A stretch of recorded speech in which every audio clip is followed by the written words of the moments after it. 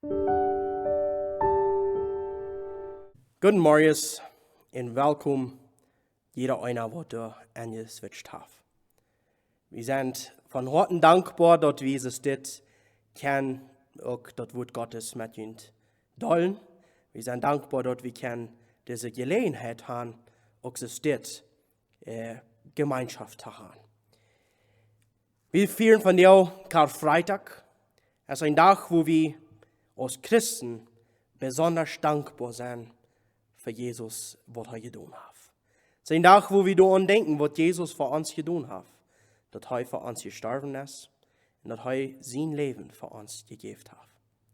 Ich möchte Gottes Segen durch diese Botschaft auch für jeden einen sein. Wir wollen diese Stunde anfangen mit den Leuten, was wir singen wollen. Und das Lied ist Nummer 67, das ist hier uns Wahrheitsliederbuch. Aber wir in den Noten wollen hier auf den Bildschirm gewesen wollen, in den Piano was spielen und so können wir da mitsingen, wo wir das kennen. Aber nicht können wir auch die Musik auch genießen und wir mitlesen.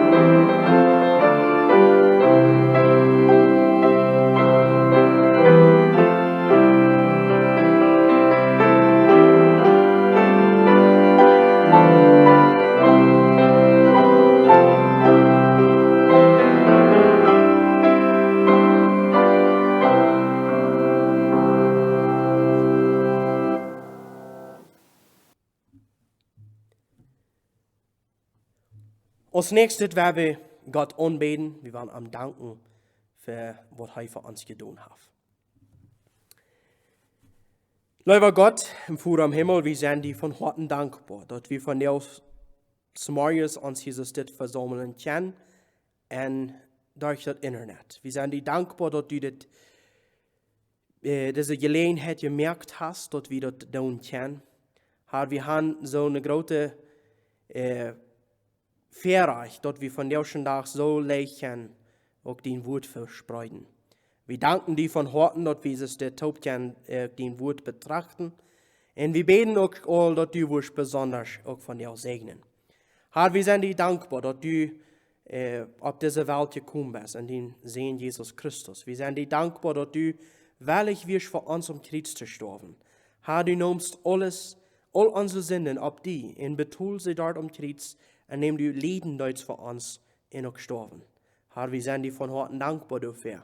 Wir danken dir, dass du das getan hast, sodass wir nicht verloren gehen brücken, dass wir nicht betonen brücken.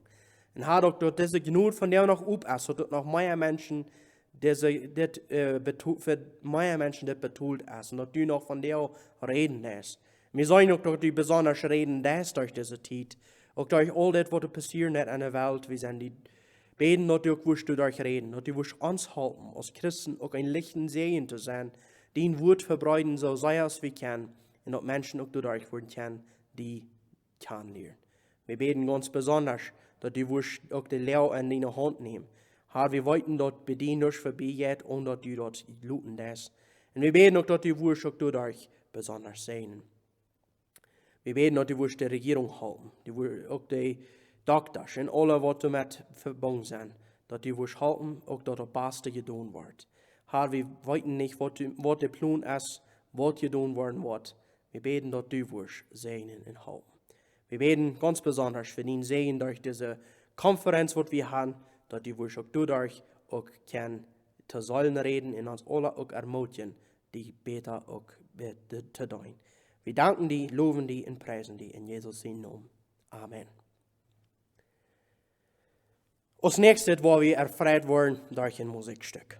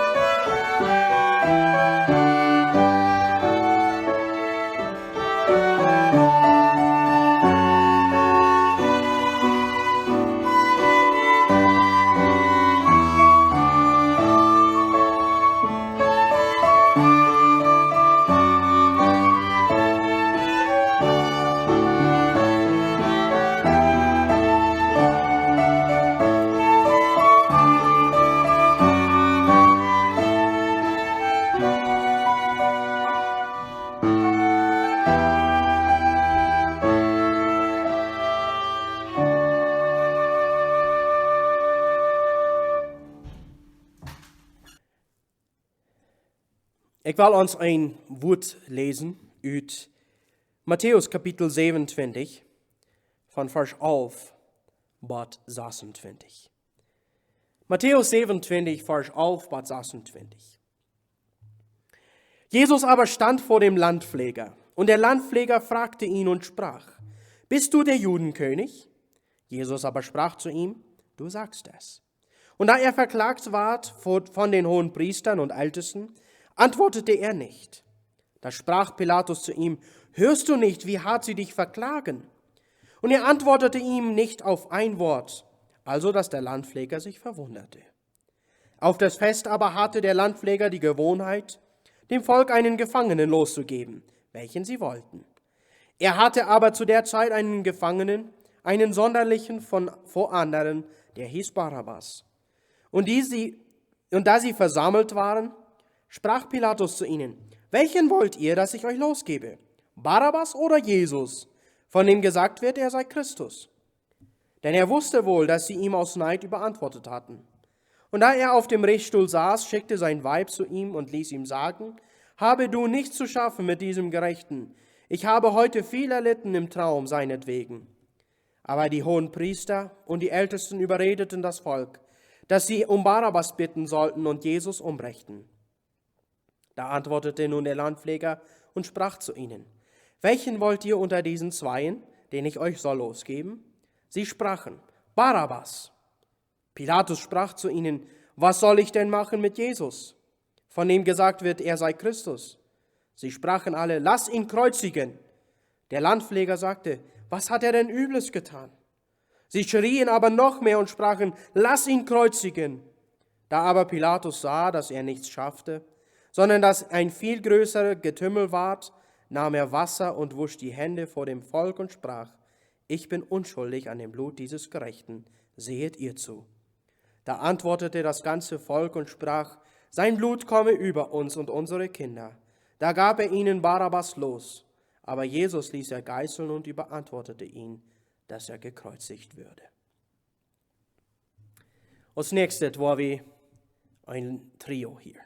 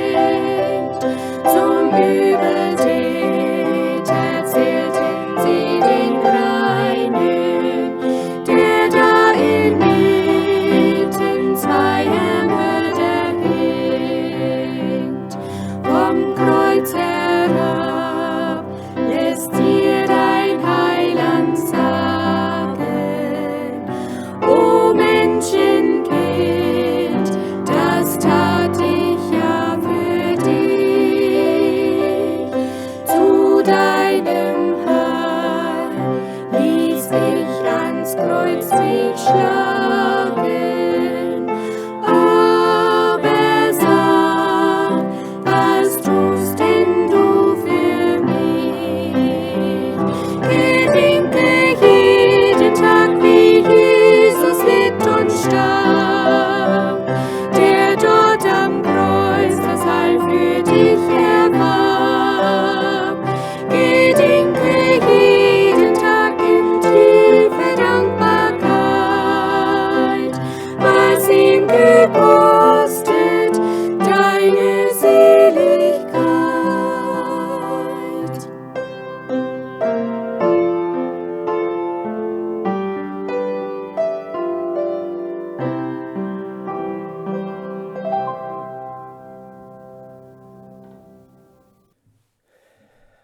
Jeder Jahr, wenn wir Karfreitag feiern, dass wir von der dort tun, wir denken an Karfreitag, wir denken an Jesus in Sterben.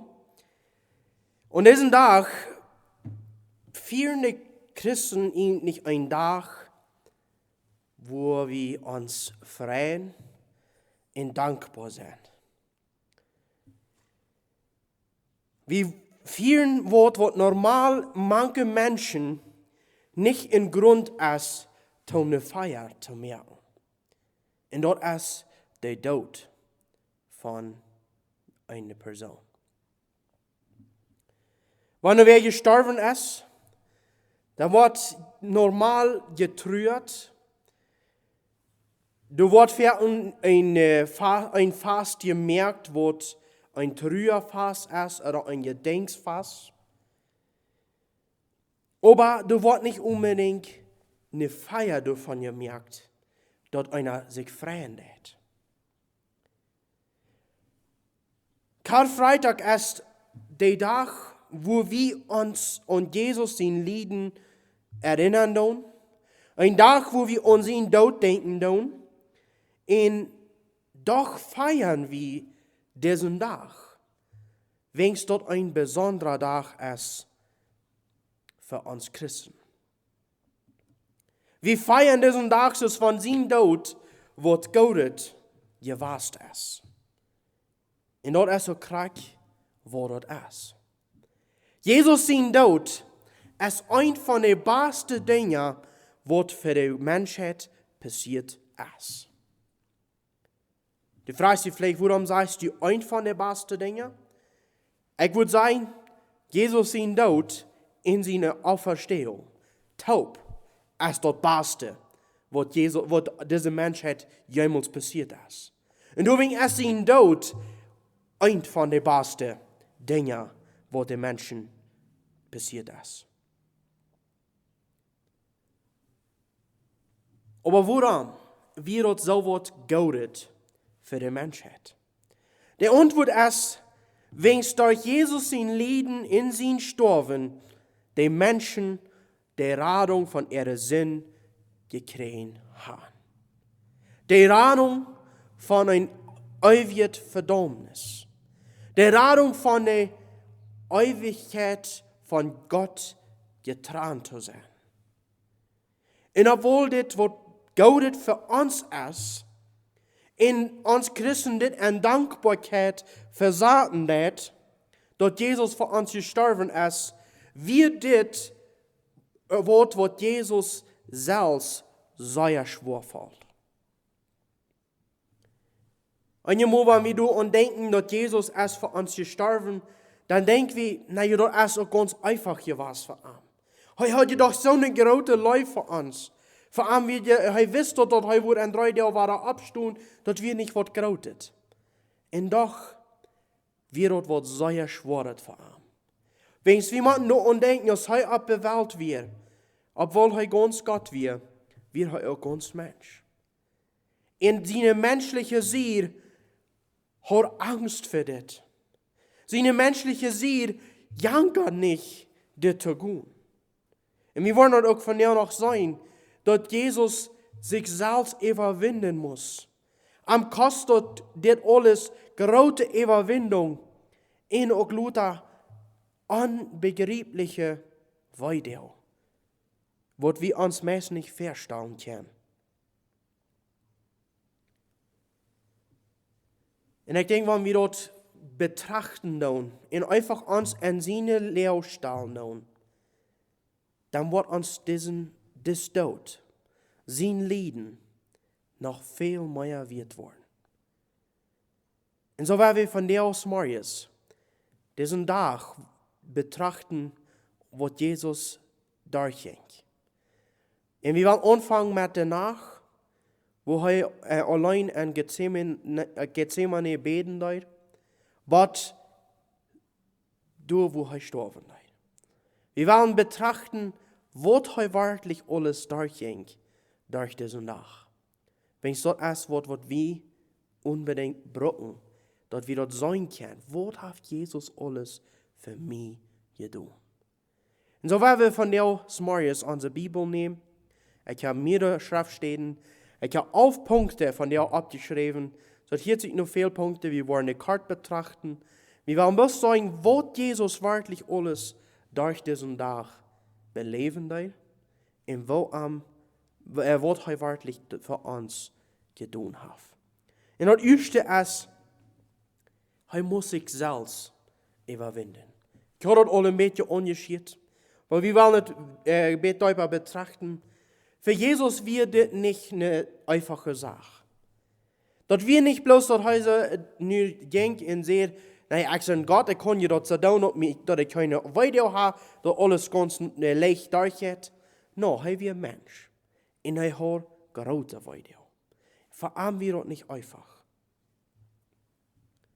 Er hat Angst, so ein Mensch. Er hat Video, so ein Mensch. Er hat Gefühle, so ein Mensch. Und er muss trotzdem durchgehen. Und er weiß dort, und dort kann die Menschheit nicht geraten werden. Und so versucht er alles, was er kann, das in Weg zu gehen sogar.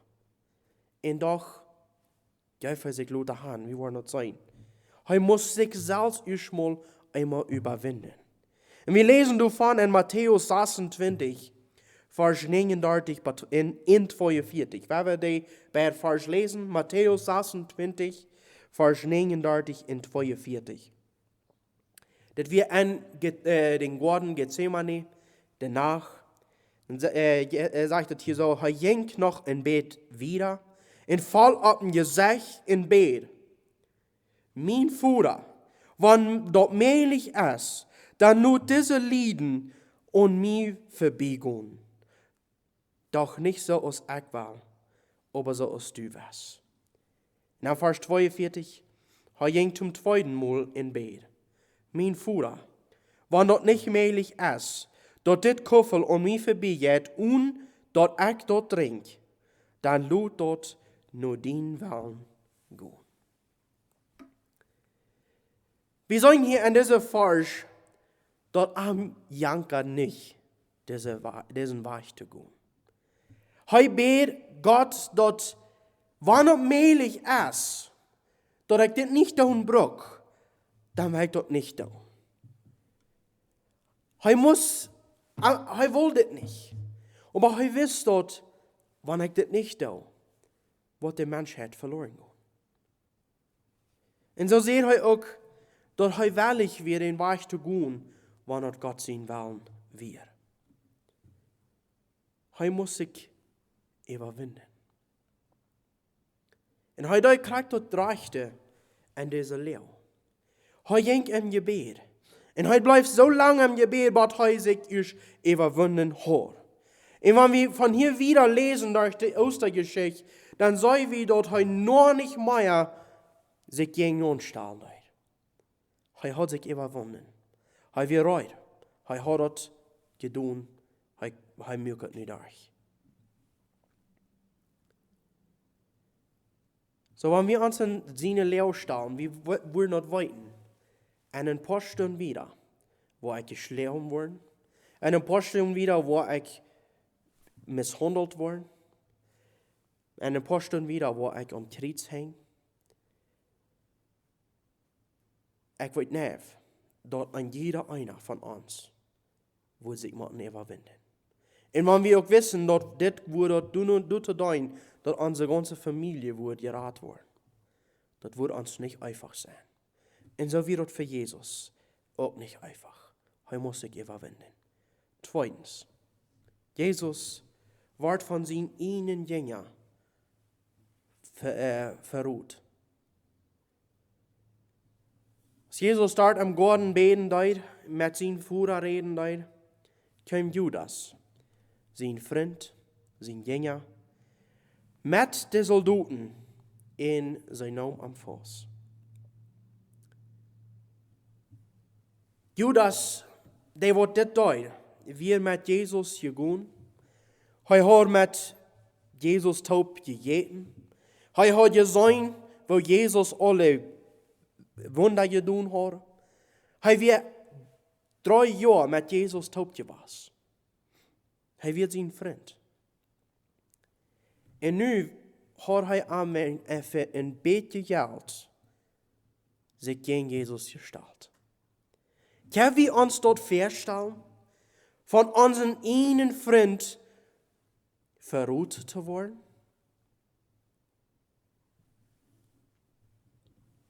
Ganz sicher, wat Jezus dit zei wat je doen had. En met Matthäus 26, vers 50 sagt het zo dit.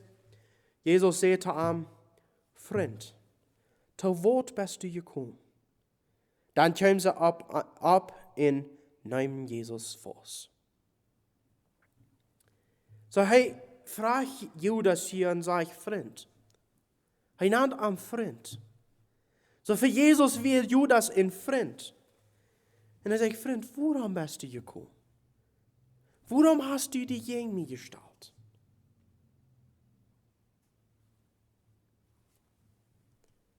Wie sollen du ben dat Jezus dat wou? Am dat wou, dat zijn vriend zich gegen hem gestalt had.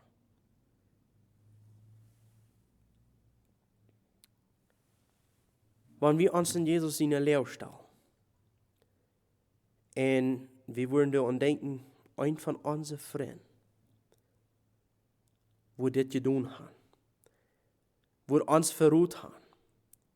En dat daar dort de soldaten een vastnemen moesten. Naar kon. Dat wordt ons weiter. En dat is wat er passieren. Drittens. Jezus zijn jünger verleuten am Ola. En hij moest van wat voor am leien deed alleen gaan. In Matthäus 26, vers 56. Aber dit passiert alle, dat zich dat zo ervallen soll, als de Propheten geschreven hadden. Dan leuten de jünger am Streek. En sagen dat zij daarvan kwamen. De jünger leuten Jezus im Steg en sagen dat ze daarvan kwamen. Wanneer irgendwer durch schwere Tiden gehen moet, es wird immer leichter, wenn ein Freund in Bekannte besiegt sich hat. Wenn einem seine Freund besiegt, im Stunden sein, wir sind hier für dich. Wir wollen mit dir wiedergehen. Du kannst auf uns vertrauen haben. Aber als Jesus an seine schwanste Zeit wir, verleuten ihm alle Jünger. Sie ging von ihm weg. Sei wir nicht durch am Bieterstuhl. Sei sagen, dass sie davon kommen. Wenn wir uns in Jesus in der Lehre stellen, sei wir dort dit sicher nicht leicht für ihm wir. Und seine schwanste Stunde im Leben wir heute allein. Wenn du von der allein bist, da kannst du sicher sein, Jesus kann dich verstehen. Wenn du von der durch eine schwere Zeit gehst und du bist allein, Jesus kann dich verstehen. Und ich glaube, wir alle können das nur verstehen, besonders die, die ganz allein sind. Wir gehen durch eine sehr schwere Zeit in unserer Weltgeschichte. Und viele Menschen müssen Haus bleiben, im Haus, können nicht verlassen, haben kein im Haus. Sie sind da ganz allein, gehen durch eine schwere Zeit. Jesus kann die verstehen. Als heute durch seine schwanste Lehre ging, weil wir von seinen Freunden verloren. Und das bringt mir dann nur den vierten Punkt. Einer von seinen Jüngern verlog ihm sogar, als wenn er ihm nicht kann. Wir kennen alle sicherlich diese Geschichte von Petrus, dort hat Jesus verleugnen dort. Wir sagen jetzt, dass seine Jünger am alle verleugnen und sagen, dass sie davon kommen. Petrus aber wohl doch ein bisschen sagen, was passiert mit Jesus. Und so fällt er von weit auf heran. Er versucht sich unter den Menschen zu verstärken.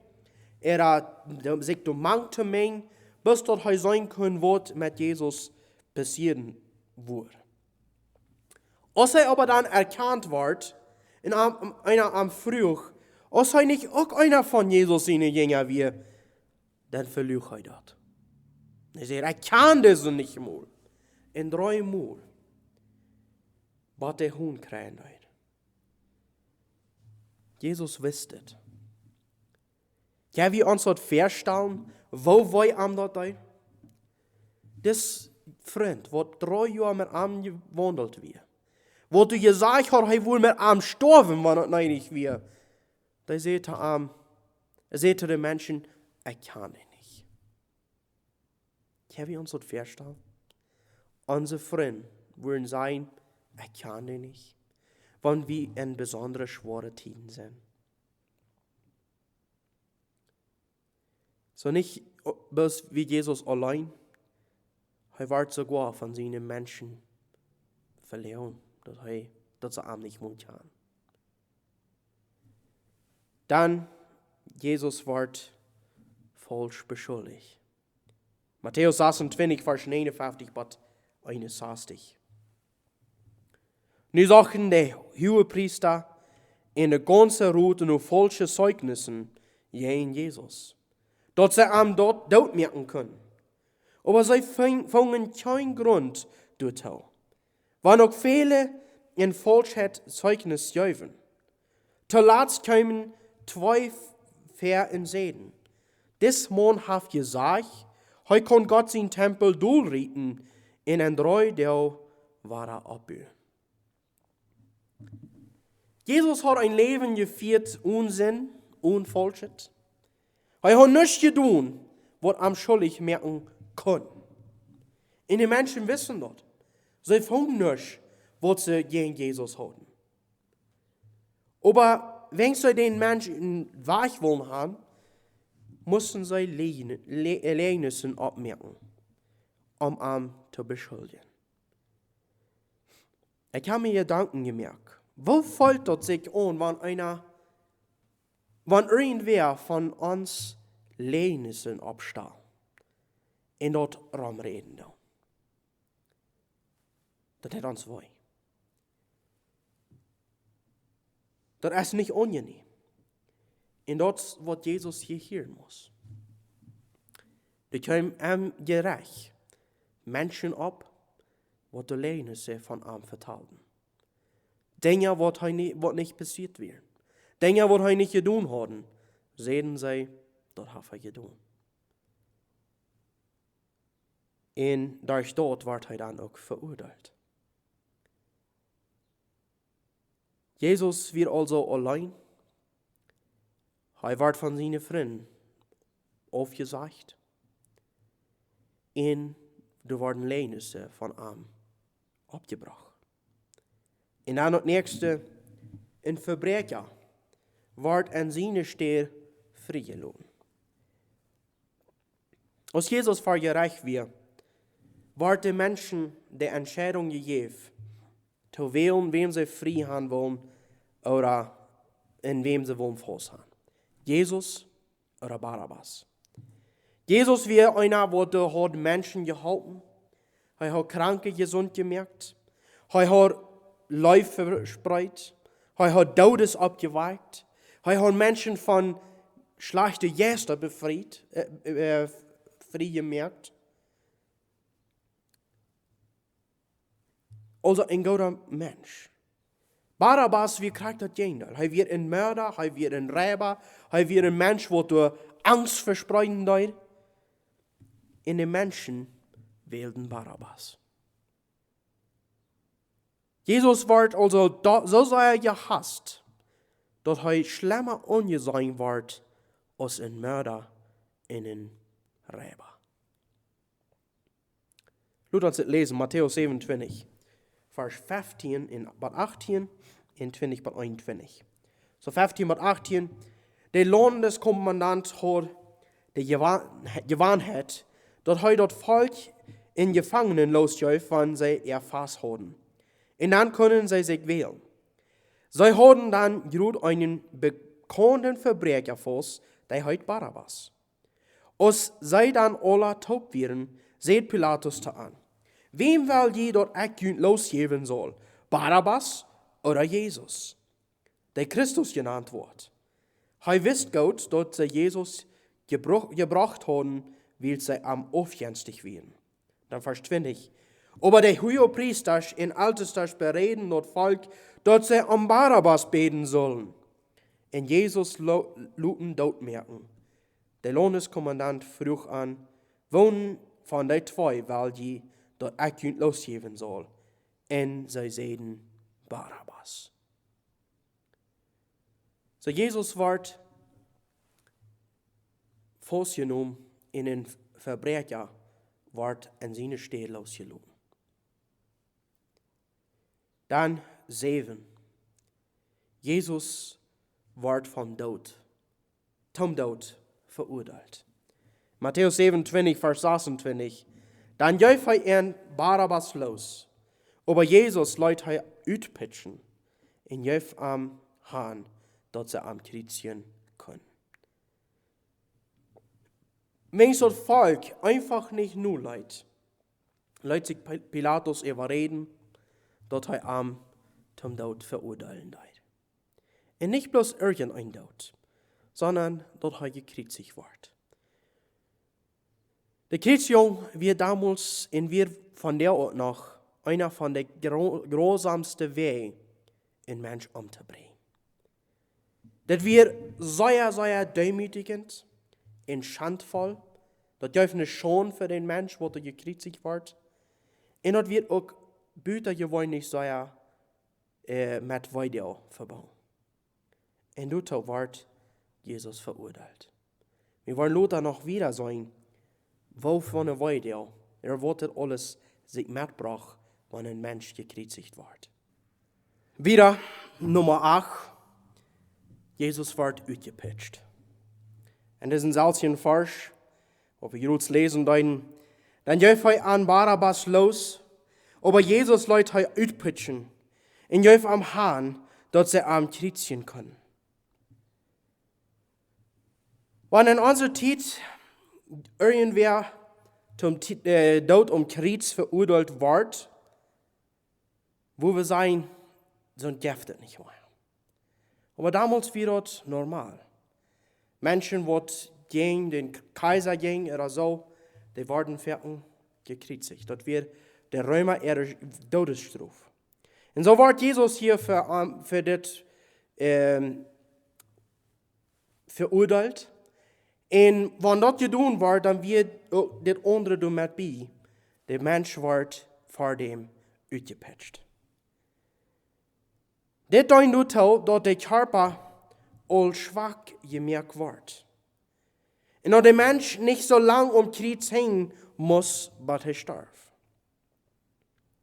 Das deutet auch dazu, dass der Mensch noch viel größere Weide hat, als was das Kreuz in sich selbst all verursachen würde. So eine Pitch, was damals gebraucht wird, wie ein Stock, wo dann Laderstränge angemerkt worden. Und dann, ob jeder eng von den Lader wird dann Bleibieter angemerkt, und auch einmal Bieter Knerkes. Das wird getan, wenn ein Mensch mit dem Pitch auf dem Rhein nicht kriegt, diese Dinger, die fuhren einfach an den Hüten an und reuten die Hüten zwei. Und so wird Jesus dort ausgepitcht. Sein Rehen wird aufgereten mit diesen Bleibieter. Das wird mit Jesus getan. Das verursacht große Weide. Und auch eine Entzündung, was meistens da wird, wird Luther dann große Weide und Fieber in alle Sorten verursachen würde, wenn ein Mensch ist Kreuz hängt. Und wir können uns auch vorstellen, Jesus, der wir als der Luther gekreuzigt wird, mit den Rehen und das Halt noch. Und mit diesen großen Wunden, all die Rehen ganz aufgereten und das Halt an, mit han große Weide verursacht. Als er mich ausgepitcht haben, dann lesen wir von, dass Jesus wird verspottet und misshandelt. Die Soldaten hatten noch einen Spuß mit an. Matthäus 27, Vers 27 bis 30. Dann nahm den Lohneskommandant seine Soldaten Jesus im Rechthuis an und sammelten die ganze Aufteilung von Soldaten am Arm. Sie trockten am die Kleider vom Leib und nahmen am einen blutroten Mantel an. Dann flochten sie eine Stachelkrone und sahen die auf den Kopf und gaben am einen Ruhestock in der rechten Hand. Sie bügen ihre Knie vor ihm und sehen spottend zu ihm: Lut die größten Juden kenne ich. Dann spiegen sie nur am und nahmen den Stock und schlugen am damit Eva seinen Kopf. Er wird hier verspott.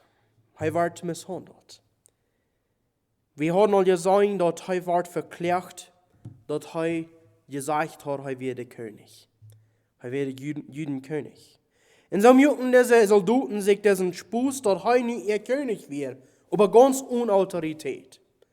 Sie spuckten am an, sie spielen am an.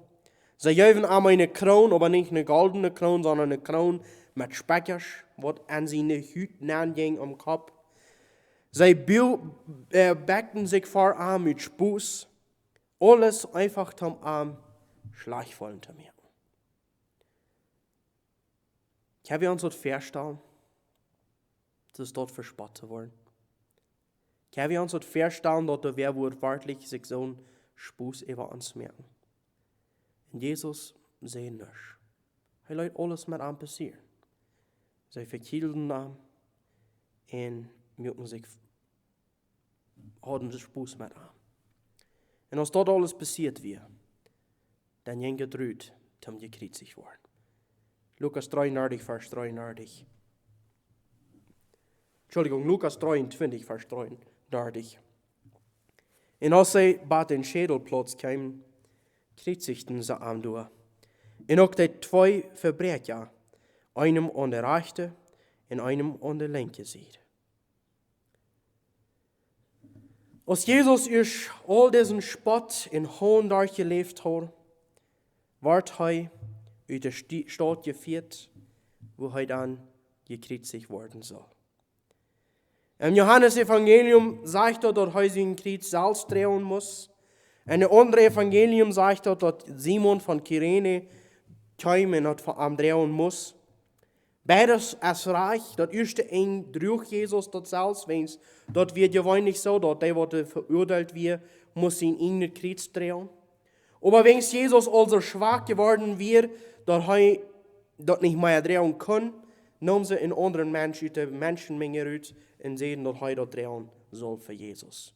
So Jesus drückt dort erste ein in den Kreuz. Dort wird noch ein Ticken für schon, dass die Menschen alle sein sollen, das Mensch wird nu gekreuzigt worden, wenn sie verurteilt wird. Aber so wie das sein, er wird zu schwach, er kann nicht mehr drehen, und sie drücken andere Arm dort bei durch. Und du fängt dann der gradste und schwanste Weide an. Er wird Kreuz genäht. Utleier sein, dort sind sich nicht ganz sicher und nicht ganz einig, wo die Nägel durchgedreven werden. Aber der meiste sein, dort der Wort durch die zwei Knirkes, was wir am Arm haben, ganz ohne Hand nahen. So dass bedeutet, dass dich ohne Hand wird durch die Nägel durchgehumert, wo der große Nerv durchgeht, wo uns Gefühl geben wird an der Hänge. Und dort verursacht unmenschlich sehr große Weide. Jedes Mal, wenn ein Mensch sich bewegen würde, wurde eine große Weide am Arm verlängert worden. Wenn wir uns das vorstellen, mit einer Nudel irgendwo gespeckt kriegen, nicht all mehr weh. Nu, wenn wir uns vorstellen, in großer Nägel, was uns am Halt festhalten, durch die Hand, durch Nägeln luten, wird von einer großen Weide. Und Jesus lässt das alles passieren. Aber dort wir nicht alles. Dort bis der Nägel durchfuhr. Der Luther war der Kreuz abgehoben. Und seine ganze Körper weg hang an diese Wunden. Und so hang er dort am Kreuz. Und Leute hat den schrecklichsten Tod. Was verursacht so eine Kreuzigung von einer Weide? Oder was tätet an einen Mensch? Erstens, wenn ein Mensch gekreuzigt wird, hat er große Weide, da wo die Nägel durch gehummert werden. Dann, wenn seine Arme so hech werden, wird es schwer zu atmen. Und der Mensch muss sich immer weiter proben abzureichen, dass er atmen kann. Und dann wird es aber zu schwer, dann läuft er sich weiter rauf. Und durch dort wird immer weiter eine Hechene rauf, wo dann die Nerven hängen am Ringen, wo die abgekühlt werden mit der Pitch, immer weiter abgeraten worden in große Weide verursachten. Große Fiber, huge Fiber, kam mit dem Matt, von der Schläge, wo die Eier kriegt. Durch wegen den Fiber. Und dann geben sie diese Person bloß Erik zu trinken. Wenn wir Erik trinken wollen, das schmeckt schlecht. Das ist zu süß. Der Mensch kann nicht mäßig mal normal trinken. Und nun stellen wir uns vor an dieser Weide und wir kriegen bloß Erik zu trinken. All dort, durch Jesus leiden für uns. Aber ich glaube, den letzten Punkt, was wir hier haben, wäre das Schlimmste von alles. Und dort wir, das sein Vater am Verleid. Matthäus 27, Vers 46. Ungefähr Klock 3, Nummerach, schrie Jesus lüd, Eli, Eli, sabachthani. Dort meint, mein Gott, warum hast du mich verloren? Der Sinn von der Welt wird auf Jesus geschmeten. Und so kann Gott, der Führer, am nicht mehr sein. Und das wird sicherlich die ganz schwerste Strafe für Jesus von seinem Führer geduldet worden. Aber er nimmt das ab sich. Er nimmt das ab sich, damit er diese Schuld betonen kann. Und als er das getan hat, ganz kort nehmen, sagt er, dass es vollbracht. Und er starb. All das, was wir betrachtet haben, für die und für mich. Für alle Menschen auf der Welt. Können wir uns vorstellen, was für eine große Liebe Jesus für uns hat. Er erlitt den schrecklichsten Tod und mit all diesen Misshandlungen, wenn er die in mir lief hat. Und all das, sein Müll abzumerken. Er will nicht genommen, er nicht streiten, er deutet alles für mich und für dich. Haftet wird für dich zu sein.